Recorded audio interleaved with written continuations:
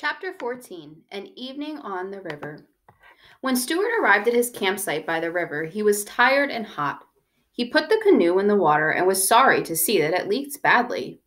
The birch bark was at the stern, was held together by a lacing, and the water came in through the seam. In a very few seconds, the canoe was half full of water. "Darn it," said Stuart. "I've been swindled." He had paid 76 cents for a genuine Indian birch bark canoe, only to find that it leaked. "Darn, darn, darn," he muttered. Then he bailed out his canoe and hauled it up on the beach for repairs. He knew he couldn't take Harriet out in a leaky boat. She wouldn't like it. Tired though he was, he climbed a spruce tree and found some spruce gum. With this, he plugged the seam and stopped the leak. Even so, the canoe turned out to be a cranky little craft. If Stuart had not plenty of experience on the water, he would have gotten into serious trouble with it. It was a tippy boat even for a souvenir.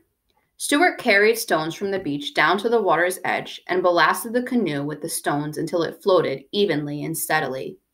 He made a backrest so that Harriet would be able to lean back and trail her fingers in the water if she wished.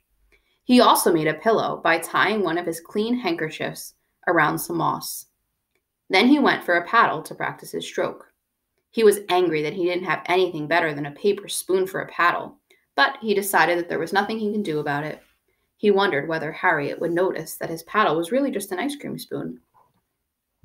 All that afternoon, Stuart worked on the canoe, adjusting ballast, filling seams, and getting everything shipshape for the morrow. He could think of nothing else but his date with Harriet. At supper time, he took his axe, felled a dandelion, opened a can of deviled ham, and had a light supper of ham and dandelion milk. After supper, he propped himself up against a fern, bit off some spruce gum for a chew, and lay there on the bank dreaming and chewing gum. In his imagination, he went over every detail of tomorrow's trip with Harriet. With his eyes shut, he seemed to see the whole occasion plainly. How she would look when she came down the path to the water, how calm and peaceful the river was going to be in the twilight, how graceful the canoe would seem drawn up on the shore. In imagination, he lived every minute of their evening together. They would paddle to a large water lily pad upstream, and he would invite Harriet to step out on the pad and sit a while. Stuart planned to wear his swimming trunks under his clothes so that he could dive off the lily pad into the cool stream. He would swim the crawl stroke up and down and all around the lily pad, while Harriet watched, admiring his ability as a swimmer. Stuart chewed the spruce gum very rapidly as he thought about this part of the episode. Suddenly, Stuart opened his eyes and sat up. He thought about the letter he had sent, and he wondered whether it had ever been delivered. It was an unusually small letter, of course, and might have gone unnoticed in the letterbox. This idea filled him with fears and worries. But soon, he let his thoughts return to the river, and as he lay there, a whippoorwill began to sing on the opposite shore. Darkness spread over the land, and Stuart dropped off to sleep. The next day dawned cloudy. Stuart had to go up to the village to have the oil change in his car, so he hid the canoe under some leaves, tied it firmly to a stone, and went off on his errand, still thinking about Harriet and wishing it was a nicer day. The sky looked rainy. Stuart returned from the village with a headache, but he hoped that it would be better before 5 o'clock. He felt rather nervous, as he had never taken a girl canoeing before. He spent the afternoon lying around camp, trying on different shirts to see which looked best on him, and combing his whiskers.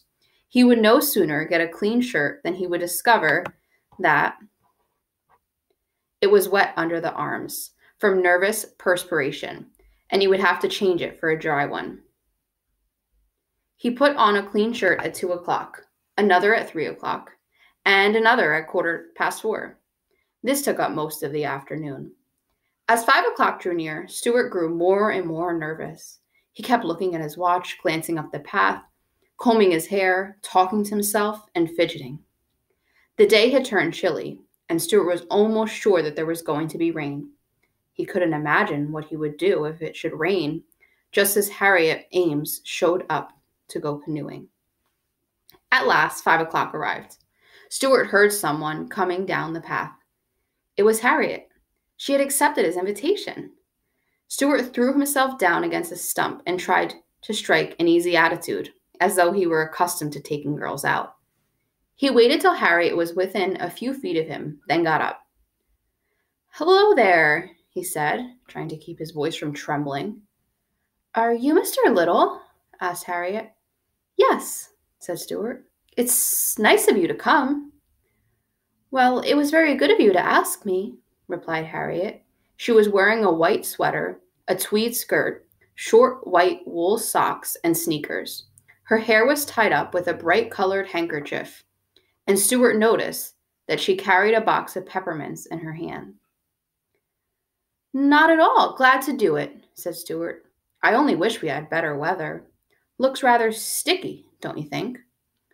Stuart was trying to make his voice sound as though he had an English accent.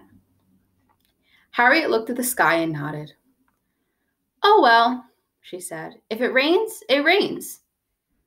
"Sure," repeated Stuart. "If it rains, it rains. My canoe is a short distance up the shore. May I help you over the rough places in the path?" Stuart was a courteous mouse by nature, but Harriet said she didn't need any help. She was an active girl and not at all inclined to stumble or fall. Stuart led the way to where he had hidden the canoe, and Harriet followed. But when they reached the spot, Stuart was horrified to discover that the canoe was not there. It had disappeared. Stuart's heart sank. He felt like crying. "The canoe is gone," he groaned. Then he began racing wildly up and down the bank, looking everywhere. Harriet joined in the search, and after a while they found the canoe, but it was a mess. Someone had been playing with it. A long piece of heavy string was tied to one end. The ballast rocks were gone. The pillow was gone. The backrest was gone. The spruce gum had come out of the seam. Mud was all over everything, and one of the paddles was bent and twisted. It was just a mess. It looked just the way a birch bark canoe looks after some big boys are finished playing with it. Stuart was heartbroken. He did not know what to do. He sat down on a twig and buried his head in his hands. "Oh, gee," he kept saying. "Oh, gee whiz." "What's the trouble?"